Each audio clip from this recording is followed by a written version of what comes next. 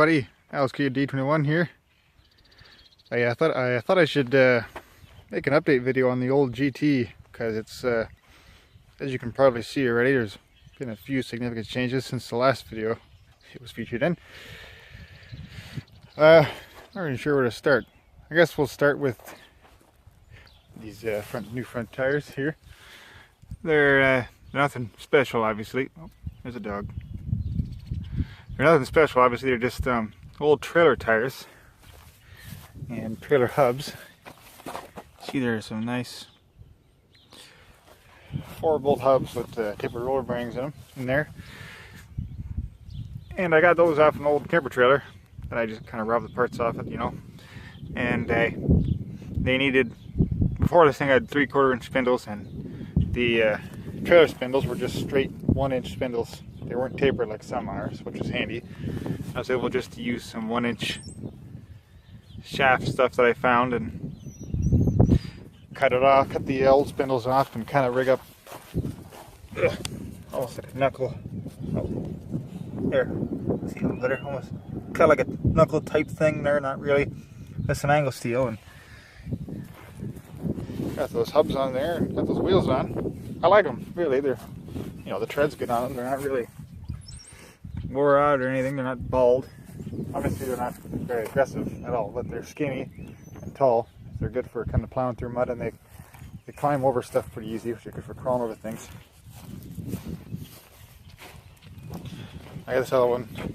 It's a little rustier, but it's whatever. I guess I could paint them all white. I like the white color.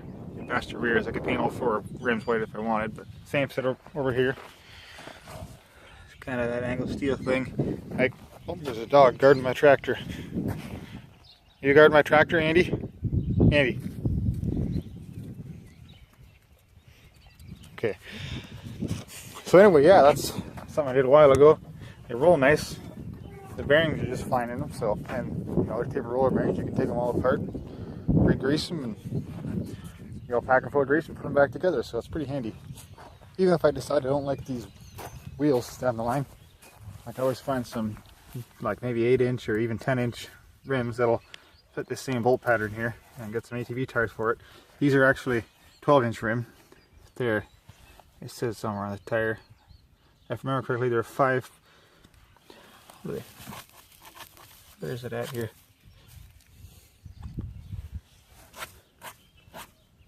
Right there. 5.30 by 12. It's pretty narrow, but I like it. I kind of like the look. You know, that kind of gives it more of like an old school tractor sort of look, in my opinion. That old school, like sawtooth tread and stuff. So, yeah, we're pretty good so far. I like them. But now you can see there's something going on in the rear here as well. Yeah. Yes, sir. Got some nice diggers on there. Those are 26 by 10 on 12 D-Stone Swamp Witch tires. I got them recently there. Bought them brand new online. I really like the way they look. They're actually more aggressive looking than they were in the picture, which is, hey, nothing wrong with that. They just barely cleared the fenders. Like if I went any bigger, they would not have cleared. So I'm actually really happy with that because it's just a cool look. Just fills up the fender well real nice. And they just look good. And they perform very good so far too. You can see there's, I think I measured, there's like 1 1/16 inch maybe tread depth here. Which is pretty darn good. And I know it's not going to hurt this transaxle, so whatever. There's the other one. Yeah, I've had them screwing around in some mud and different terrains, and they seem to do pretty good so far. Oh yeah, I like them. They're 6-ply obviously, so they're pretty durable buggers. I'm not really as worried about putting a hole through them. And I'm just pretty happy with them. Definitely not disappointed, and it just kind of looks, with the tires on the front and those D-stones on the rear, it's just kind of a cool look. They're almost sort of like eggs, sort of, because they got that same kind of pattern. And it just gives it kind of a neat look, in my opinion. So, oh, here. Oh, take that mud out of there. You probably remember I had a muffler here before, and it just kind of ran into the footboard there. That wasn't a bad setup, but when I put these tires on, I could not turn very good to the left because it would hit this tire would hit the muffler. Pretty tall, obviously, so what I just decided to do was keep the muffler because I kind of like the semi-quietness of this thing. I just basically remounted it on the footboard here. See, I just used a piece of pipe that comes off the original header, if you will. Goes onto there. It's just kind of hanging there, really, which is okay. It's not like it's super heavy or anything. And then the muffler is just bolted on to the footboard here with that bolt. So, and it's just kind of a tip. It is a little low, I guess, but hell, I'm not really worried about smashing off anything. It really becomes a concern. I could make like a kind of cool guard out of steel that comes off of there and protects it. But as I said, I'm not really that worried about it. So what else? I guess the rack and everything is all some chains on there because I was towing a great big railroad tie earlier. But I guess you've seen all that. Oh yeah, I relocated my winch controller before I had it right here. Oh, hit the camera. Right here. It worked okay, but I kind of like to be able to hold on to this when I'm at a really weird angle, or when I'm getting on and off the tractor. It's nice to be able to hold on to that. And with that controller right there, I kind of couldn't do that. So what I did was I barely had enough length here. Just kind of went along there, and I used the original throttle control slot, put a U-bolt through it, and just kind of clamped it on there. And it just really fits between that light switch and the ignition switch. So it's a pretty nice setup, you know? Not too bad at all. Pretty happy with that. It's not intrusive or anything. It's actually more comfortable than having it up here. So, and of course it just runs down there the same it did before. Let me get the hood off here. I guess the other really small, silly thing I did was just kind of air cleaner snorkel extension. Obviously the snorkel for the air cleaner just came through this firewall sort of before. And I figured I'd kind of reroute it just so maybe a second air from somewhere back here a bit better. It's just a flange I made that bolts on to this firewall piece here. Here's a little slot in it for the choke cable to go through, and then the air cleaner snorkel just kind of goes through there. I like to do a rubber boot around here so it actually seals, because it's sealed everywhere else except for right there, so it can still kind of suck air around there. But I just figured, you know, whatever. It's kind of sort of pointless. It's not really necessary, but you know, kind of just got a piece of rad hose on there and a bracket that comes up, and it's just kind of gear clamped on there. It works okay. I guess it does suck air from here, so it's not entirely pointless, I guess. The newest and probably my most favorite modification I made, as you can see here,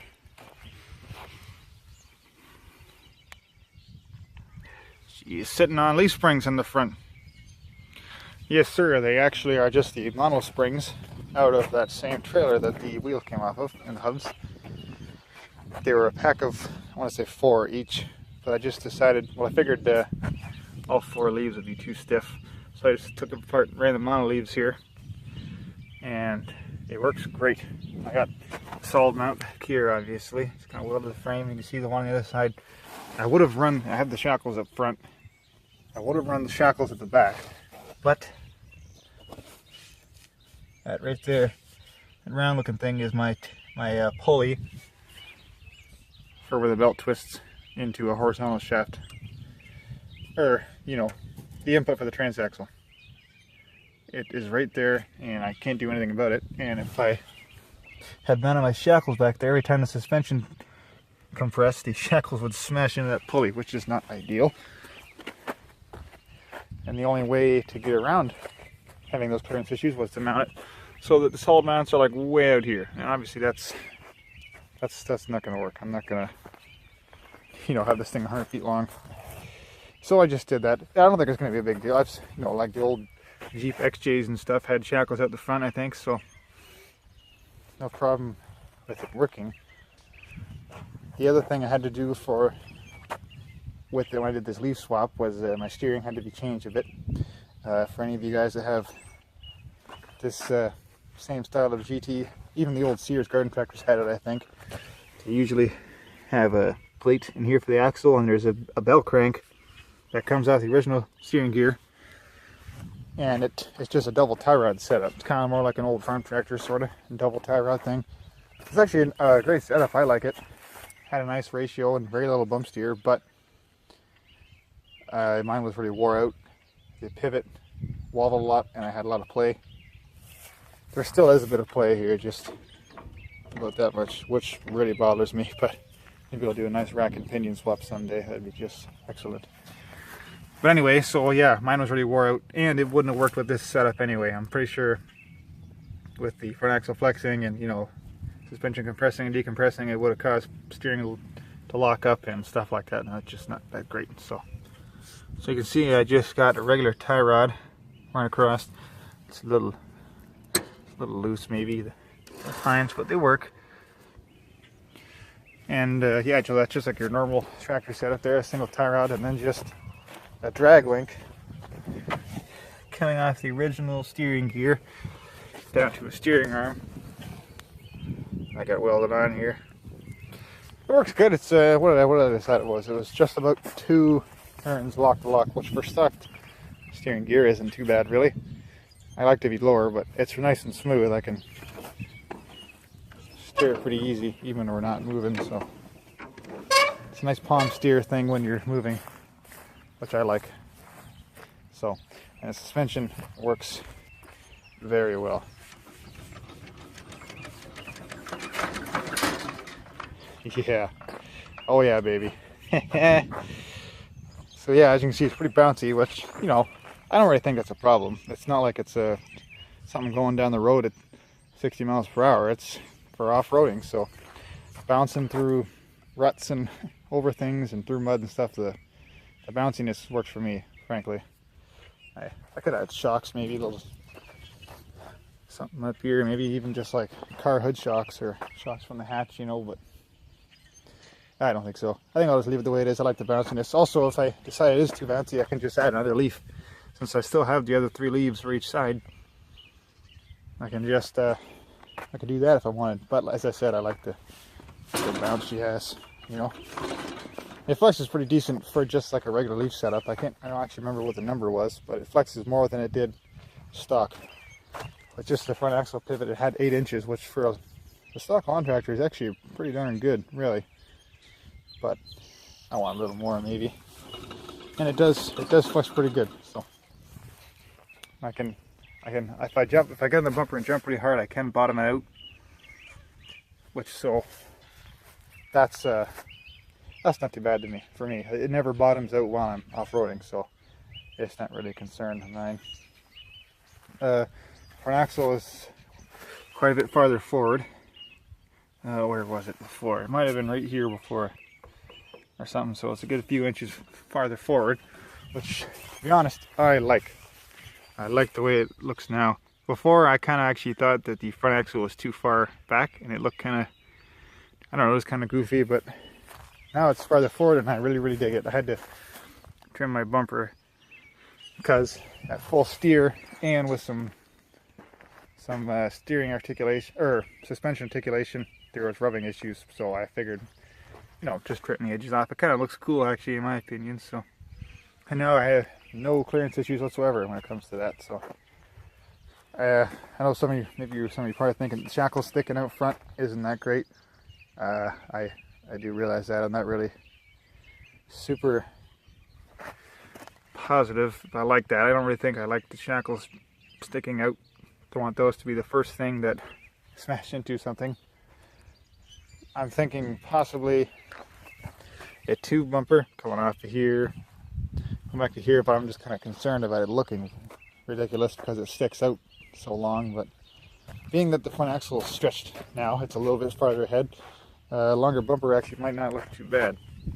If I ran the tube bumper up front, yeah, might not look too bad. So I'd really like that though.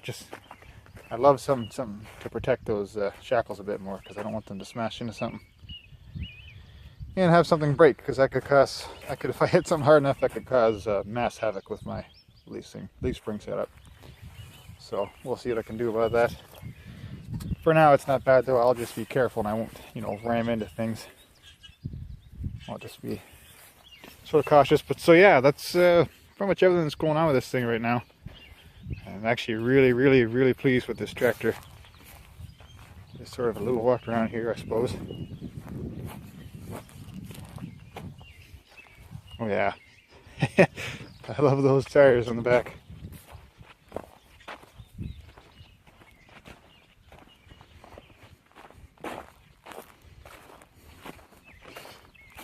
Yes, sir.